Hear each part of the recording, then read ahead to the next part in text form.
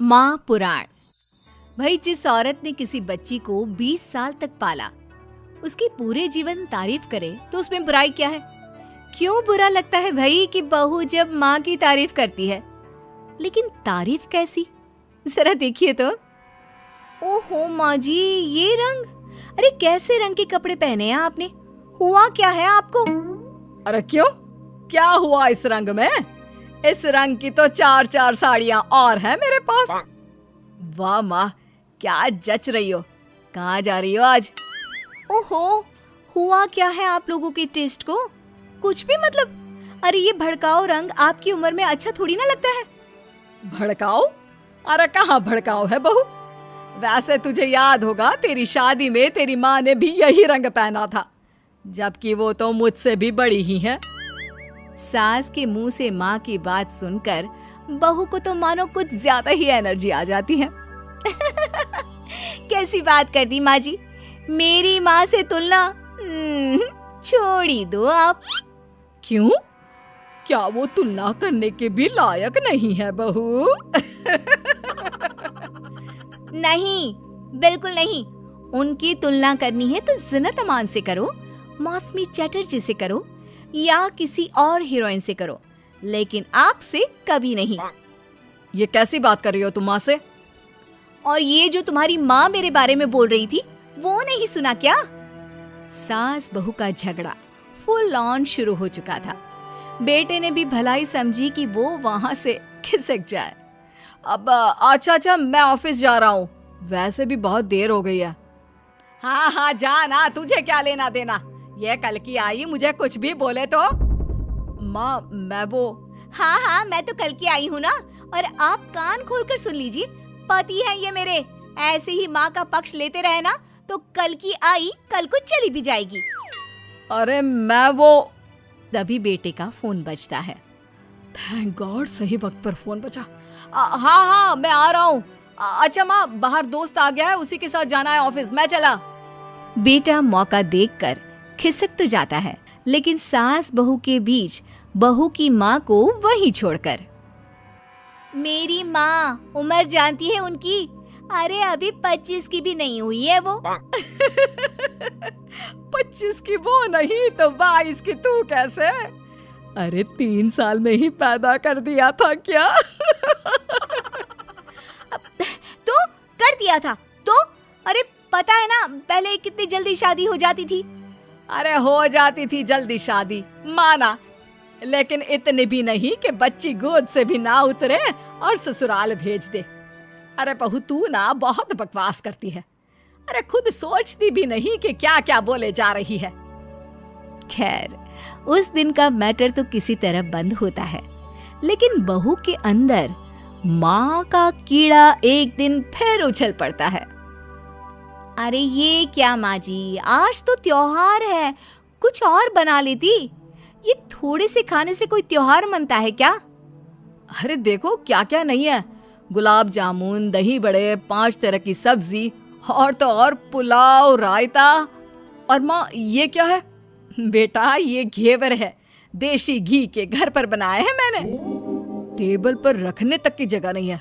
माँ, इतना कुछ बना लिया। सही बात है, जिसके घर पर इतना सही बन जाए उसके लिए तो यही बहुत है।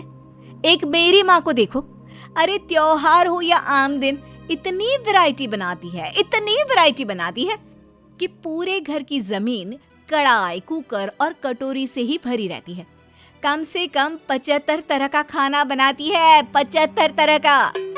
सास बोलने ही वाली होती है कि बेटा माँ को शांत रहने का इशारा करता है, लेकिन सास तो भाई सास होती है, कहाँ मानने वाली। अच्छा, तो ये बात है। तो बहू जरा ये भी बता दे कि इतना खाना वो कितने दिन में बनाती है, और खाता कौन कौन है? बहू, जिसके फेंकने की सारी सीमा खत्म हो चुकी थी। खाता?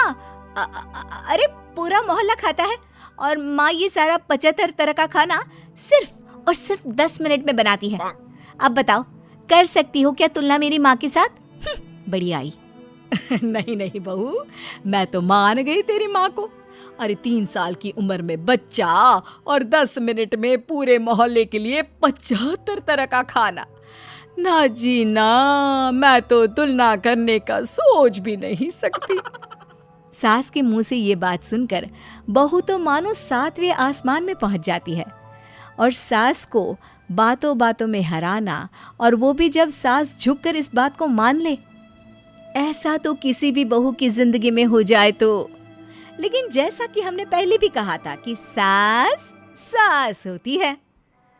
सुन बेटा, ये बहू के साथ रहना और इसकी फालतू की बकवास सुनना, अरे मेरे तो कान खराब हो रहे हैं। ऐसा लगने लगा है जीवन में मैंने तो कुछ किया ही नहीं। अरे माँ, तू भी कहाँ उस पागल से तुलना कर रही है? जाने देना, तू तो खुद समझ रही है ना उसकी बात का मतलब। अरे हाँ बेटा, वो तो है, लेकिन फिर भी मैं चाहती हूँ कि तू इसकी माँ को यहाँ बुला। वैसे भी कई साल हो गए हैं उनसे मुलाकात नहीं हुई। अरे जाने देना माँ, ये एक ही काम है क्या जो तू उसकी माँ को भी यहाँ बुलाने की जिद कर रही है? मेरा भी तो सोच, काम करना पड़ता है मुझे। नहीं माँ। लेकिन माँ की जिद के सामने बेटे की एक नहीं चलती और वो सास को फोन कर देता है। उधर बहू लगी पड़ी है। मेरी माँ तो अपनी बहू के पैर दबाती है, पता है आपको? अरे बस कर बहू, अब नहीं सुनी जाती तेरी माँ की तारीफ। अरे बहू के पैर कौन सी सास दबाती है? यही तो बात है मेरी माँ की, मेरी माँ दबाती है। बहू अभी भी माँ की तारीफ कर रही थी कि दरवाजे पर खड़ी हो जाती है बहू की माँ। तुम कैसे माँ?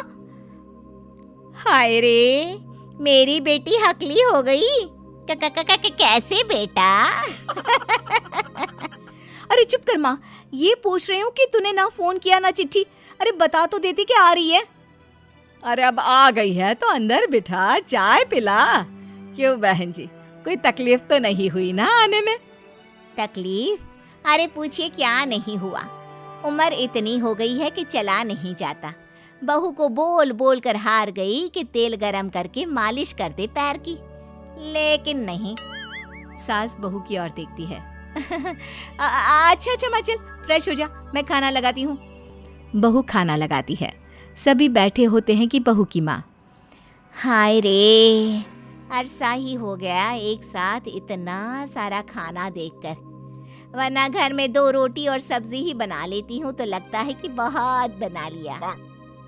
वरना बहन जी, मेरी सास वो तो कम से कम 2 सब्जी और दाल बनाती थी।